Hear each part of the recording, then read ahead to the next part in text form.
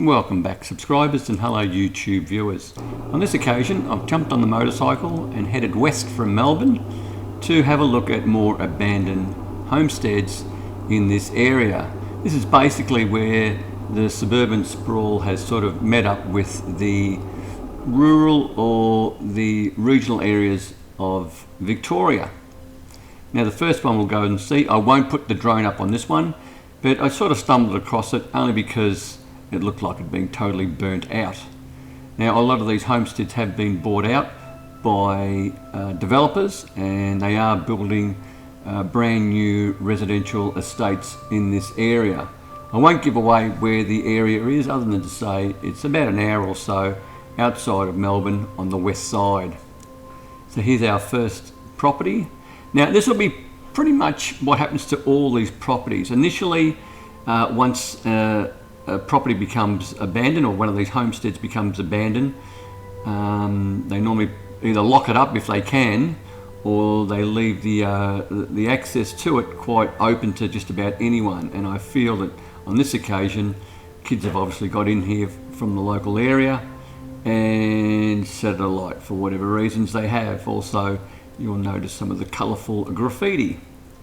Now normally also all the wiring gets stripped of it, any fittings and fixtures from the taps, also any fans. A lot of these rural areas, they rely a lot on ceiling fans to keep the places cool, and also all the kitchens get ripped apart if they're any good. So they've got granite sort of bench tops and things like that that can normally get recycled.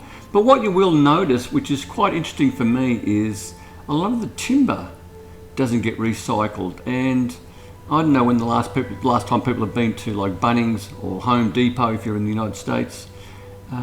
Timber is very expensive these days, and I'm surprised that, say, local people don't find out who the developer is and sort of say, hey, we'd like to grab some of those beams from the ceiling to build our next chook shed or whatever they need, or even an extension to their own properties. A lot of the food, if they've got chickens or horses or some form of cattle or sheep, normally that gets just left behind in sheds. And what is also quite interesting, nearly every place we go and visit, and there'll be 4 in total, they've got the outside barbecue that are all homemade. Also, they also have a a fight pit, where you'd sit out of an evening and cook your marshmallows on or something. But unfortunately also is the fact that when people discover these properties, normally the trash gets dumped at the back of the property, so it's out of mind, out of sight. So the people who do the dumping feel that they can't be caught because they can't be seen, and then eventually the courage increases and then they start virtually just dumping up and down the driveway. And a lot of these properties do have quite long driveways, and then they dump around the house.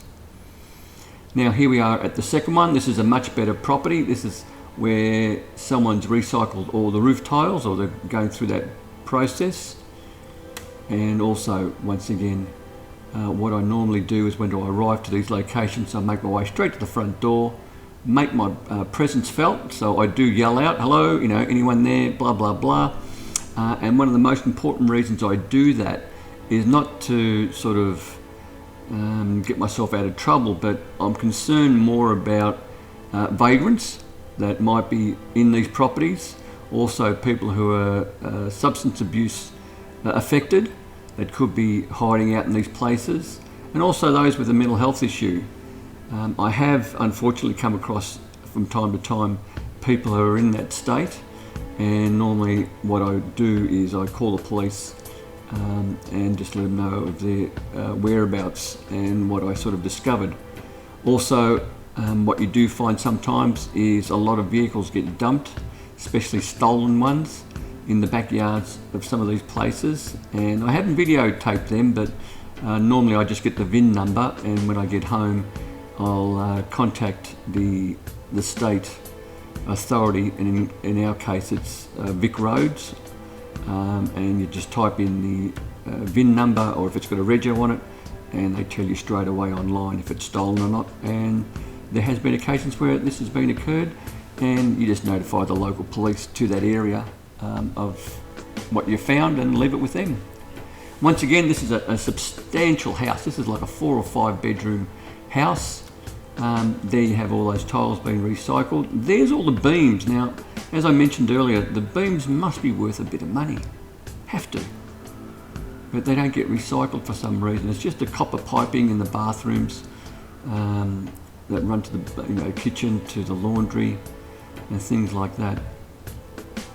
So once again, the house, there's nothing wrong with the house initially when the developers must have bought it. It's just the land, so the house is absolutely useless to them. And probably the more it gets wrecked and vandalised, probably the better for the developer. But I'm not to say that that's the case on every occasion. And they're all big, substantial rooms. All of them have sheds. The other thing that's quite noticeable is tyres. That's the other thing that sort of, you scratch your head. There must be operators out there to collect tyres, and instead of taking them to the appropriate area, they just dump them at these properties. Same with mattresses. I don't know what the tip fees to the local municipal tip it costs to dump a mattress. I'm sure it's quite expensive these days, and they also get dumped in the backyards of these properties. In the background, you'll see how the suburban sprawl of those residential estates are sort of creeping up this way. And once again, great house. Must have been a great family home for someone. A lot of mature trees that you normally just don't see, so I'm only guessing to say that they must have brought their own soil in for those trees to actually survive, because the soil here is pretty bad. And all 4 of these abandoned properties are within, say, not necessarily walking distance, but definitely if you just got a bicycle, you can go to all of them. It's not that far away from each other. And once again, you've got the corrugated iron. If I was living out in this way and I was building a shed and I wanted to save a few quids, I'd definitely make my way to these places, try to find out who the owners are or who the developers are, and say, hey, can I recycle some of that corrugated iron for a project that I might be doing to house chooks or something. So there's a number of storage places in these places. This is now the shed out the very back of this property, and it's quite a substantial one. And it has me sort of thinking that these guys that lived here might have been truck drivers, which I am finding quite a number of them, where they buy these properties and they have maybe 2 or 3 trucks, and obviously you can't park it in the inner city areas or the suburban areas because they take up way too much space. There is a billboard which you'll see when we use the drone that tells you that this is going to be a new estate. So once again, we'll put the drone up on this occasion. It is very, very windy, and just bear in mind that the drone is no bigger than the palm of my hand as I'm flying around.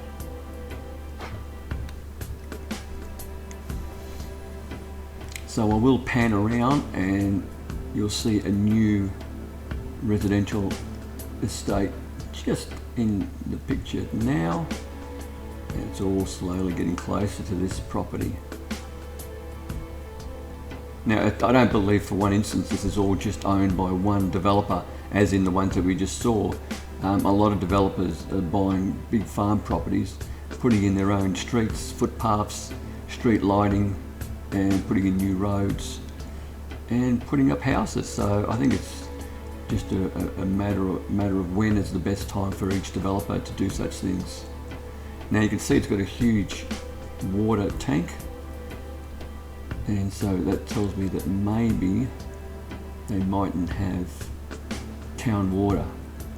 But then again, there are a lot of people who collect rainwater for their own needs. There's that billboard just to let you know that it's going to be a new estate in the area. At least now someone's recycling as much as they can from this particular property, which is great.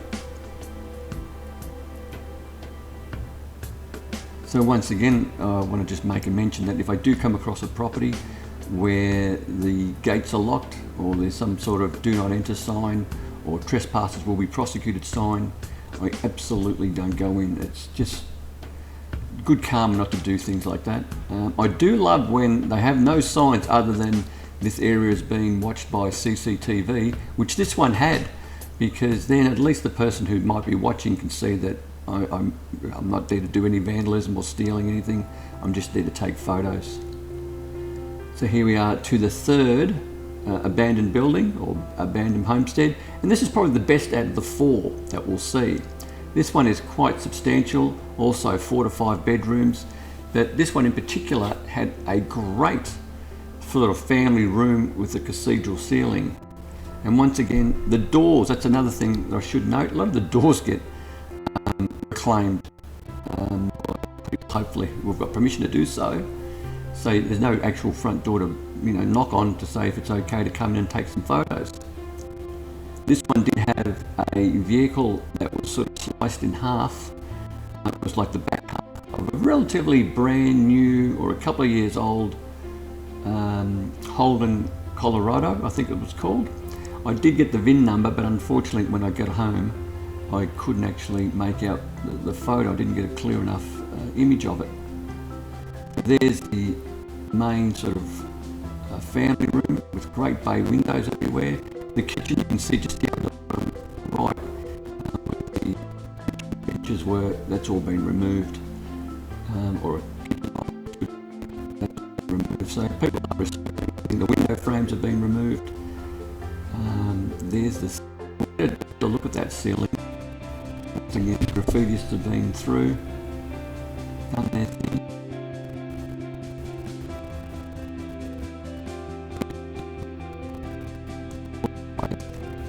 The walls have been removed. Without permission.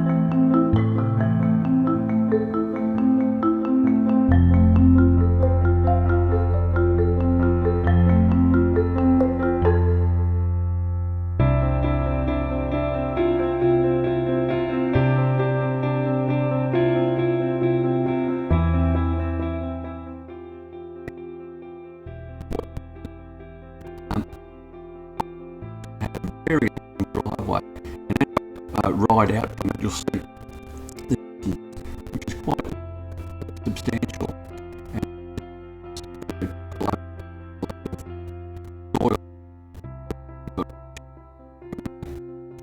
What I did discover while I was just touring around, there was one guy in like a tip truck, and he had timber walls on it that were also just part of the rubbish, so he could collect more inside his truck. And he was following me around for a little bit of time. I think he noticed the fact that I had a camera on my helmet and also on the motorbike, and I can only surmise that he was one of the people that were looking for locations to dump his waste. So those who get a rubbish removalist to their home with a truck and pay the money for that to be tipped and dropped off at an appropriate council tip. Some of these unscrupulous ones are not actually doing that and dumping it on private property. So there's that fireplace. Unfortunately, yeah, there is a big crack on it in the far right corner, or the top right corner, it's been cracked. So that's no good. The person who was trying to remove it gave up. Very large master bedroom with an ensuite. And in this particular place, we could see they had a spa bath, a little one, in the ensuite. And you'll see a little tree growing out of the drain hole which also suggests that this place has been vacant for quite some time.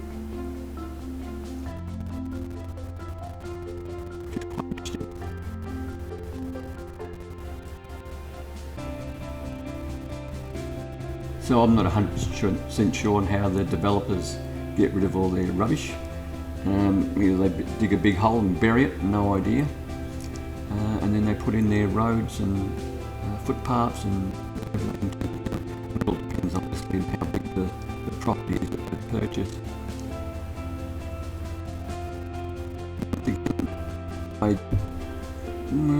The last property we saw, I don't believe they had any livestock.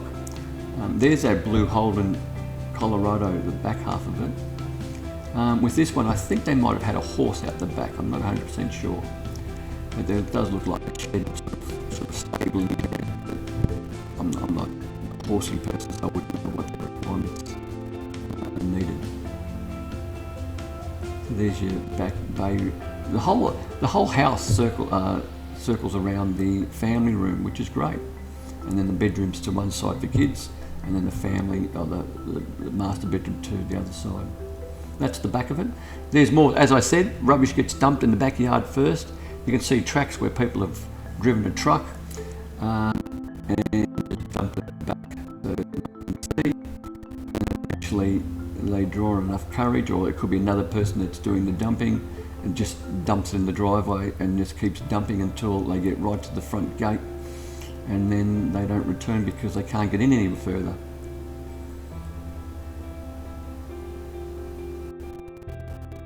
Once again, you've got this is not the corrugated style, it is the corrugated style of roofing. And there must be situations where people need that bullnose on that corrugation for their own property or do an extension. And if you can find the right person to ask to remove it, to do repairs to your own place. That was the car. Now this is the drone. I just wanted to show the drone. Quite windy. As I mentioned, the drone is no bigger than the palm of my hand. You can handle up to about 25 k's, I believe, of wind. And she was struggling. And with the gimbal, with the camera, it was really on a slight angle and it wasn't running sort of flat. So it did all right. So we've got the drone up just to give you an overview of the whole area. And you will see also in the background of this one another residential estate being developed with new streets and whatnot. And it is a huge property, this one. You can probably see in the background there the new residential estate. I'm not sure where the boundaries are, but once you go up higher, it gives you an idea the size of the property that this house must have owned. And the good thing about this particular area is there's a lot more trees. It's not totally just flat. So maybe the new developers can retain some of these trees.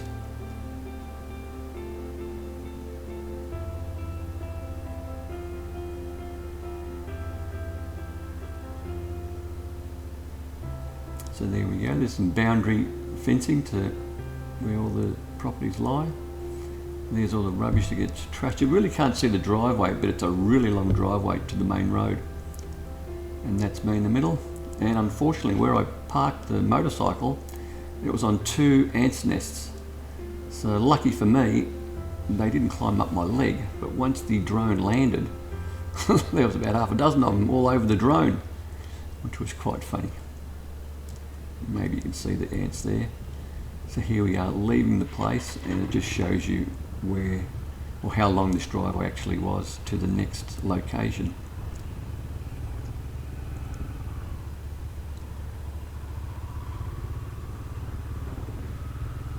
Once again, no signs to say do not enter, no fences, no gates, no chains, no locks.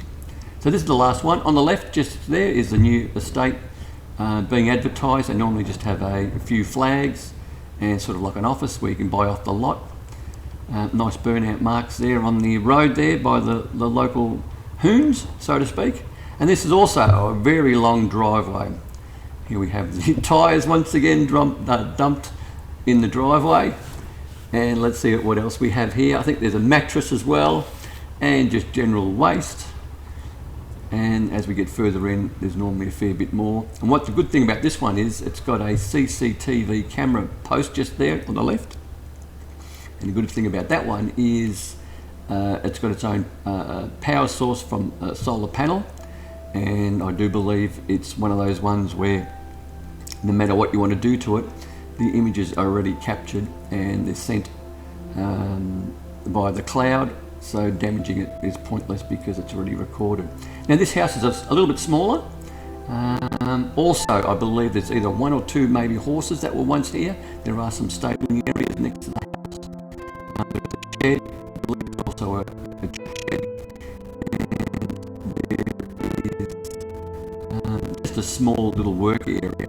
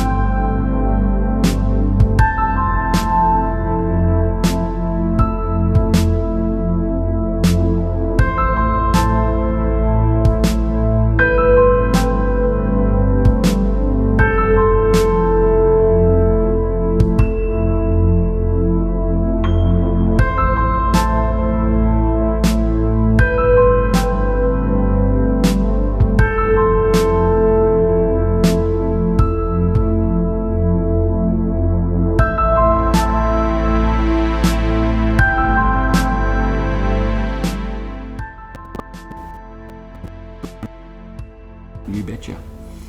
All the wiring's been removed, all the copper piping's been removed, parts of the kitchen have also been removed. It's surprisingly that no one takes the toilet. I don't think people will go to that effort to recycle.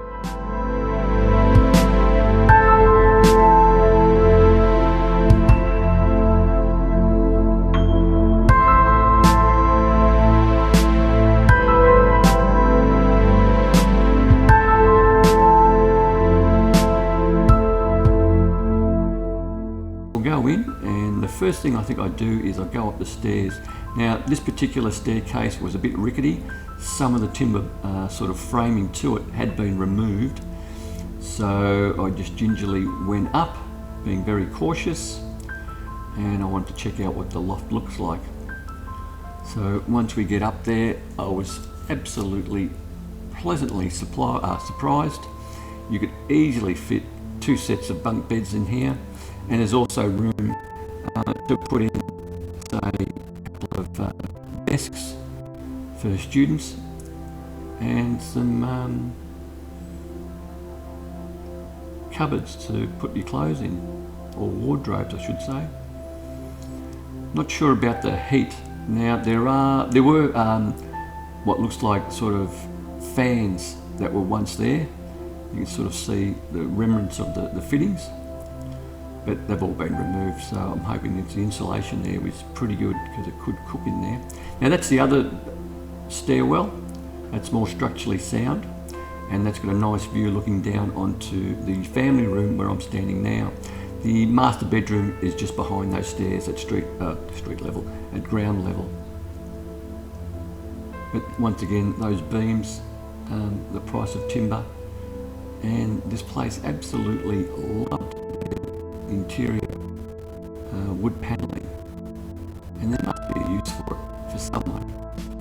I think you just got to go and ask the right people. And those little hobbies that you do for those that live out in the country or want to decorate the shed or something, and there you go, there's this wood panelling everywhere, and those beams, they're all structural beams, so they can hold a load, which I'm surprised haven't been removed, and most of them are just bolted on. If you look where they join up, they just bolted to a section. You can probably see them now where they're just bolted on to have them removed.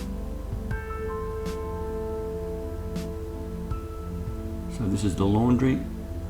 Once again, all the copper piping or any sort of metals get removed.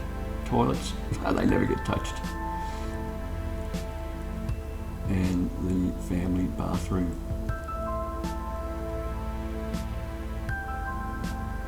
But you do notice all these sinks, all their taps, they all get removed as well if they're any good. Some of them are, you know, they stand the test of time. No matter how old they are, they still look good. Now this is like an outdoor sort of area for, I'm not sure, for meals, I guess. To admire your horses in the distance. This is the outdoor balcony. That's where I believe the stables are, just then as we looked forward. That's your back door from the laundry. There's your barbecue made out of stones, and I'm just going to guess that those stones came from the property because there's a lot of rocks in the area. There's your fire pit. There's your shed, and there's where I think there's the stables, and then the truck shed there on the left. So, is it horses? I have no idea. It's a great tree though, provided a lot of shade.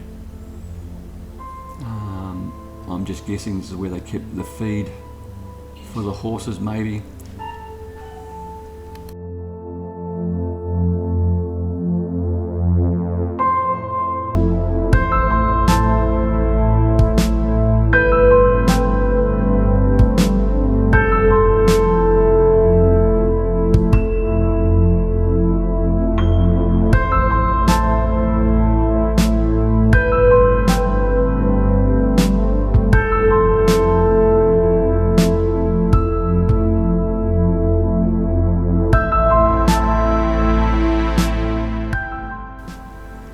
So now that the drone is up, it gives you an idea of how big this piece of land is. I'm not sure where the boundary is for this particular property, but as you can see, there is a lot of land. And in the distance, you can see the new estates being built with the shiny roofs, and coming to the left is the real estate agent, I believe is the one that's selling the land. There's also signs to say that you can buy off the land for lots or house and land packages. So here we go, my attempt of being pretty trendy with the drone and trying to fly through the garage. Now if it was my son, he would be through there without any hesitation, whereas I'm very cautious. I don't want to wreck the drone. It's worth a bit of money to me and I enjoy flying it, and we make it through quite easily. So there's that CCTV pole with the solar panel to record everything. So I've made sure that I'm right near it so people can see what I'm up to. And I'm also very cautious when it comes to driving these driveways. You've got to look out for nails, glass, and anything that can give you a puncture to ruin your whole day. So yeah, so if you enjoyed these sort of videos, just let me know in the comments. If you don't, I won't film them. I enjoy doing this sort of stuff, just finding these old properties and just sort of having a bit of an explore. And I don't steal anything. I make a point to tell people, look, if you're coming into these locations, just bring your camera, take some photos and let it be what it is and enjoy your, exploring. So if you did enjoy it, by all means, give us that thumbs up, hit the like key, and please subscribe. Subscribing really doesn't cost you 1 cent, and it really helps out the channel immensely. But most importantly, stay safe, commute safe, and have a great day. And the guy who did the burnout on this particular road did a good job.